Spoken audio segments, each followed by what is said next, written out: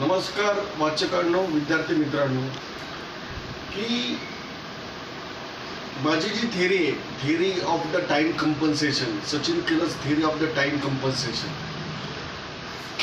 याचा सोशल इंजिनिअरिंगशी काय संबंध आहे? हा जो सिद्धांत आहे ना, हा फंडामेंटल फिजिक्सचा तर आहे, परंतु हा मेडिकल सायन्स आणि इंजिनिअरिंगमध्ये सुद्धा हा अतिशय फंडामेंटल आहे. तर तो कसा आहे? सोशल इंजिनिअरिंग, मेडिकल किंवा इंजिनिअरिंगमध्ये बघा, डिफरन्शिएशन म्हणजे काय, की कुठलीही गोष्ट डिफरन्शिएट होत राहणं. म्हणजे फॉर एक्झाम्पल देतोय मी, की कुठलंही कास्ट सिस्टीम किंवा हा माझ्या अभ्यासाचा विषय नाही आहे किंवा त्याविषयी मला भाष्य करायचं नाही, परंतु मी एक उदाहरण देतोय की आपल्याकडे कसं असतं की चातुवर्ण सिस्टीम आहे, परंतु खरे वर्ण तीनच आहेत: ब्राह्मण, क्षत्रिय, वैश्य. तर हे जे तीन जे वर्ण आहेत ना, हे माणसाला डिफरन्शिएट करतात. पण मुळामध्ये माणूस हा इंटिग्रेटेड आहे. माणूस हा कसा इंटिग्रेटेड आहे, त्याचं ह्युमन. म्हणून तर कॉन्स्टिट्यूशनमध्ये ना एक माणूस, एक मत किंवा एक माणूस असा घटक मांडलेला आहे. तर नीट लक्षात ठेवा की चातुवर्ण सिस्टीम जे आहे ना, ही differentiate the people and constitution integrates the people.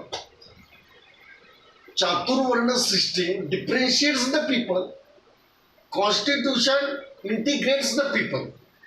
तर माझ्या संशोधनानुसार व according to theory of time compensation, याच्यानुसार ब्राह्मण, क्षत्रिय, वैश्य, शूद्र हा वर्ण नाहीये. तीनच वर्ण आहे: ब्राह्मण, क्षत्रिय, वैश्य. यांच्यापासून बाय फरकेट, यांच्यापासून डिफरन्शिएट होऊन शूद्र झालेला आहे आणि त्याच्यापासून पण डिफरन्शिएट होऊन अतिशूद्र झालेलं आहे. परंतु नॉर्मली तीनच वर्ण आहेत. तर ब्राह्मण, क्षत्रिय, वैश्य हे biologically, as per the medical science, as per my research, as per my theory, ज्या तीन प्रवृत्ती असतात, म्हणजे आपल्या शरीरामध्ये तीन प्रवृत्ती असतात माणसाच्या, म्हणजे प्रकृती पण बोला किंवा प्रवृत्ती पण बोला. म्हणजे वात, पित्त आणि कफ. कफ, पित्त आणि या तिन्ही प्रवृत्ती प्रत्येक माणसामध्ये असतात. या तिन्ही प्रवृत्ती जे आहेत ना, म्हणजे प्रत्येक माणसामध्ये एक ब्राह्मणत्व लपलेला असतो, कारण त्याला काहीतरी बुद्धीचा भाग असतो. प्रत्येक माणसामध्ये क्षत्रियत्व लपलेलं असतं, कारण क्षत्रियत्व म्हणजे काय, की लढाऊ, डिफेन्स. प्रत्येक माणसा डिफेन्स करत असतो. डिफेन्स नसेल करत तर तो माणूस जगू शकत नाही. आणि तिसरी गोष्ट म्हणजे काय, की काम करणारा, वैश्य, ज्याला तुम्ही 12 बैत बोलतात ना, बलुतो. गावामध्ये बैत हा शब्द असतो, बलुतो बोलतात त्याला. तर हे जे लोक आहेत ना, हे म्हणजे वायू तत्वाच्या अंडरखाली येतात. म्हणजे ज्या आपल्या शरीरामध्ये कफ म्हणजे ब्रह्मतत्व आहे, प्रत्येक व्यक्तीत ते असतं. फक्त ब्राह्मणात असतं अशातला भाग नाही, प्रत्येक व्यक्तीत असतं. त्यानंतर क्षत्रिय म्हणजे अग्नितत्व, ते फक्त क्षत्रियात असतं अशातला भाग, क्षत्रियामध्ये त्यांचं प्रमाण जास्त असतं, प्रत्येक व्यक्तीमध्ये असतं. किंवा वैश्य म्हणजे वायुतत्व, ते तर प्रत्येक व्यक्तीमध्ये असायलाच आहे. वायुतत्वामुळे आज मी बोलतोय, वायुतत्वामुळे सगळ्या हालचाल आहेत. भारतीय आयुर्वेदानुसार